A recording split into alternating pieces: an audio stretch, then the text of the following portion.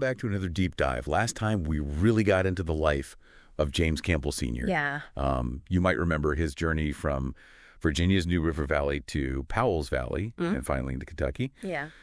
Well, today we're going to switch gears a little bit and focus on his brothers, Thomas, Hugh, and John. It's really interesting to consider how all these brothers followed similar paths westward, just like James. They each had their own challenges, but they also played a big role in settling new lands. Each of their stories has some pretty unique twists and turns, though. Yeah, it really makes you think, right? Mm-hmm. What made them leave their homes and head into the unknown? Right. What were their ambitions and dreams? We're going to delve into the historical records today Yeah. and try to piece together their individual stories. Sounds good. So where do you think is a good place to start? Well, a good place to start would be with Thomas Campbell. Okay. We know he was born before 1757, and just like his brother James, he served in Dunmore's War. This tells us that they were both involved in frontier conflicts when they were pretty young. Yeah, and speaking of conflict, for those who might not know, Dunmore's War was a really intense battle between Virginian settlers and the Shawnee and Mingo Native American tribes in 1774. It was a pivotal event in the fight for the Ohio Valley. Exactly. And being involved in such a big conflict must really shape their views on westward expansion. I mean, they saw the risks and the rewards firsthand. And it looks like Thomas was more than just a soldier. He was also a pretty big landowner. Records show that he acquired a substantial amount of land. 1,000 acres, actually, in Powell's Valley. Wow. In the Turkey Cove settlement. That's a huge amount of land for that time. It really suggests that he had some big ambitions, maybe even a desire to leave a lasting legacy for his family in this new land. That's a really good point. It's easy to just gloss over the facts and figures, but when you stop and think about what it really meant to acquire and manage all that land back then, it speaks to their resilience, their determination. For sure. And don't forget, back then, owning land meant power and influence in the community. That's right. And it wasn't just about personal gain either. This was a time when people were literally carving settlements out of the wilderness. Owning land meant you had a hand in shaping the community and its future. Exactly. But we know Thomas didn't stay in Powell's Valley for too long. Right. By 1787, he moved on to Madison County, Kentucky. It seems like that pull westward was really strong for so many settlers back then. Mm-hmm. Almost like they were drawn to new opportunities, a fresh start. Yeah.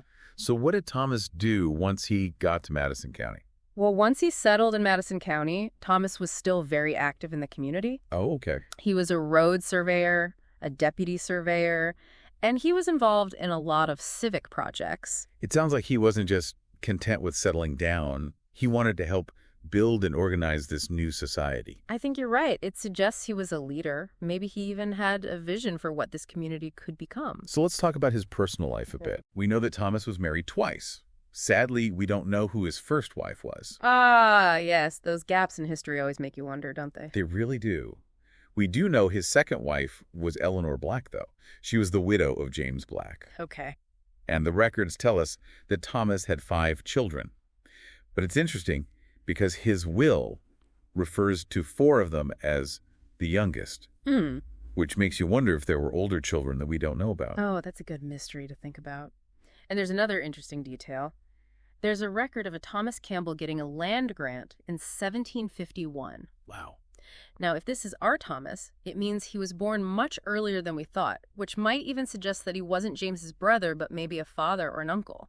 That's a really fascinating possibility. Yeah. It shows how even what seems like straightforward genealogy can throw you a curveball and make you rethink everything. Mm-hmm. Unfortunately, Thomas died in 1796. His will names his brother John as executor, which gives us another piece of the family puzzle. Right. But before we move on from Thomas, I do want to mention that his son, Thomas Campbell Jr., continued that journey westward and ended up settling in Missouri. Wow, it's so interesting how that pioneering spirit seemed to run through generations of the Campbell family. It really is. Okay, so let's move on to another brother who was always on the move, Hugh Campbell. Right. He was also born before 1757, and just like his brothers, he was very active in defending the frontier. Mm. He served in the Washington County Militia. The militia was so important on the frontier. Right. It gave people a sense of security in what was a really dangerous and constantly changing environment. Remember, these weren't professional soldiers. These were ordinary people who were willing to pick up a gun to protect their homes and their communities. And it wasn't just about defense. Serving in the militia also brought people together. Oh, yeah? It created a sense of community and shared responsibility. Mm. These men trained together, they relied on each other, and they formed bonds that lasted even after they left the battlefield. Absolutely. And Hugh, just like his brother Thomas, acquired land in Powell's Valley. Wow. And some of this land later ended up being assigned to Arthur Campbell, who was a pretty big deal in the region. I have to wonder what happened there. Yeah. Was it a normal sale? A gift? Or maybe some kind of strategic alliance between two powerful families? Those are good questions, but sadly, we don't have all the answers. Yeah. It does show us, though, how land ownership and the deals people made were tied up in the complicated social and political dynamics of these communities. It's all connected, right? Exactly. And guess what? I guess. Just like Thomas, Hugh also went to Madison County, Kentucky, and they were both really involved in civic projects, which makes you think they were pretty close. It is incredible how these brothers kept those family ties strong. Despite all the challenges and distances, they really supported each other. Yeah. We know that Hugh married a woman named Hannah, but we don't know her last name. Another missing piece of the puzzle. It's a good reminder that history is a mix of what we know and what we don't. It makes you use your imagination to fill in the blanks and think about the lives these people led. I love that. So did Hugh stay in Madison County? Well, in 1795, Hugh sold his land in Madison County and moved to Cumberland County, Kentucky. So he kept moving.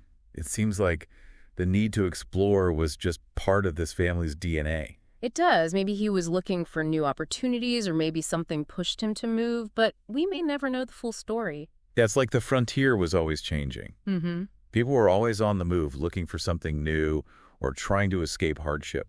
That's a good point. And we don't know exactly when she died, but we think Hugh died sometime between 1805 and 1810. Okay. Although some people think he might have moved to Tennessee. Really? Yeah. It's amazing how these unanswered questions are what make exploring history so interesting. It is a bit like being a detective, isn't it? You have to put together the clues and try to figure out what happened. Before we move on to John Campbell, let's just take a minute to think about Thomas and Hugh's stories. What do you think their journeys tell us about life on the frontier? I think they highlight the things that connected so many settlers during this time. Wanting land, wanting a better life, facing the unknown, and relying on family and community. Right, and the sheer grit and resilience it took to make a life in the wilderness.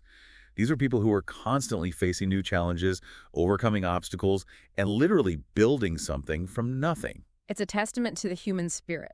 Absolutely. Yeah. And it makes their stories all the more compelling. Definitely. Now, are you ready to delve into the mystery that is John Campbell? Yeah, let's do it. John Campbell's story is kind of unique because, unlike his brothers, there's not a lot of official documentation about him. It's like he's shrouded in mystery. Yeah, it seems like we have more questions than answers about him. What we do know is that he's thought to be the husband of Anne Campbell, who's often called Widow Campbell in the records. Yeah, that title alone tells you a lot, doesn't it?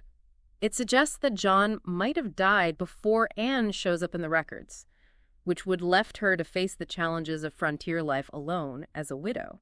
It's a sad reminder of how hard it was for women on the frontier, especially those who lost their husbands. They had to be everything: provider, protector, head of the household. It's true, their strength and ability to adapt is really amazing. But going back to John, we do know that he received some land surveys in Powell's Valley on Cane Creek, which puts him close to his brothers. So even though we don't know a lot about him, we can at least imagine him setting up his homestead near his brothers and facing the same challenges and successes of making a life in this new territory. It's a little peek into their world, isn't it? But after these land surveys, John basically disappears from the records. It's like trying to follow a trail that just suddenly ends. But there are a couple of interesting clues that might help us figure out what happened to him. Anne Campbell shows up later in Madison County, Kentucky, and she gives power of attorney to her son, also named John, to sell her land back in Powell's Valley. That's a big detail.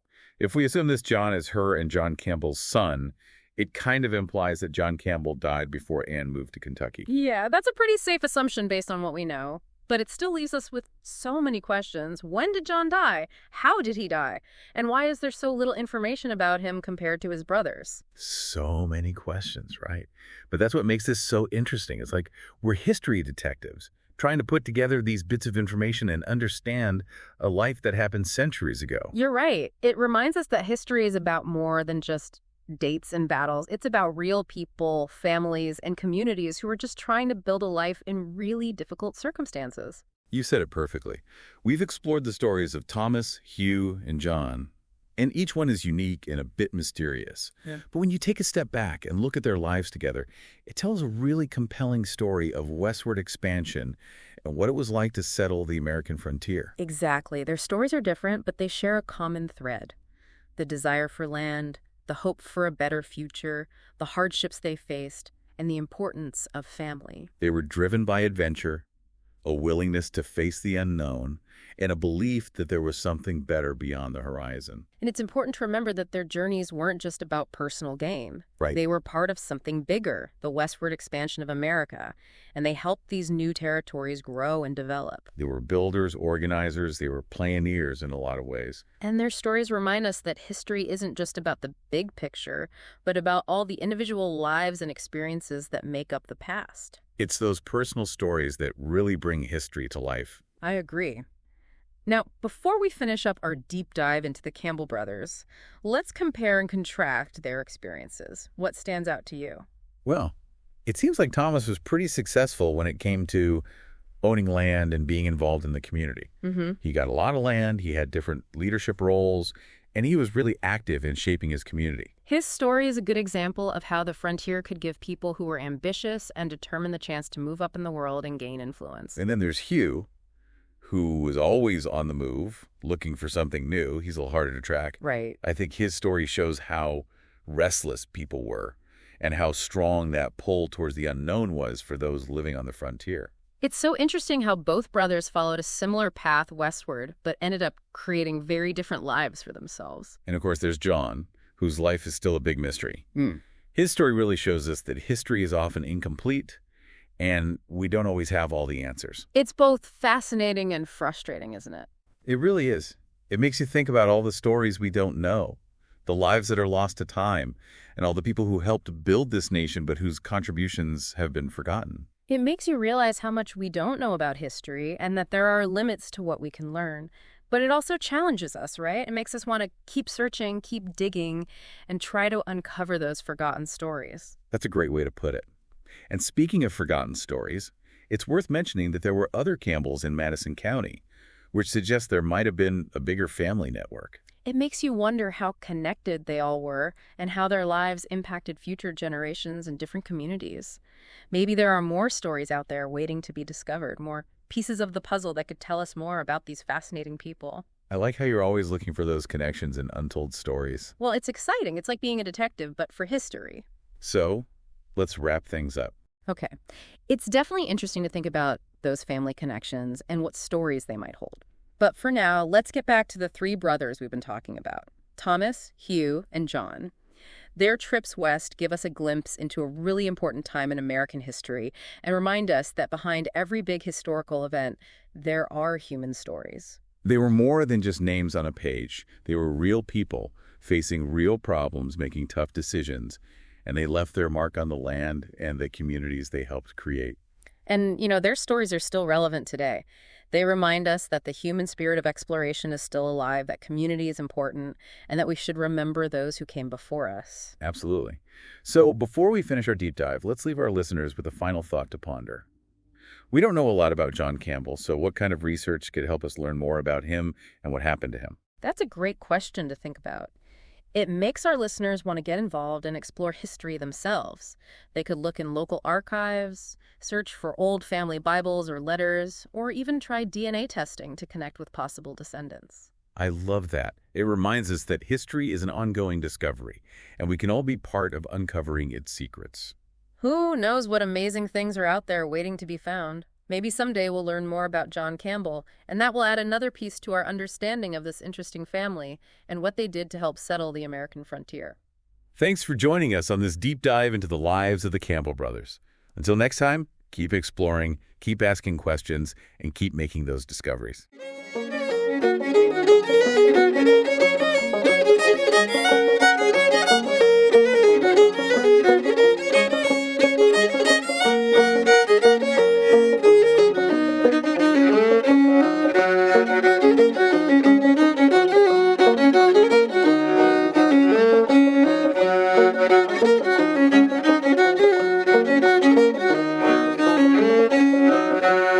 you.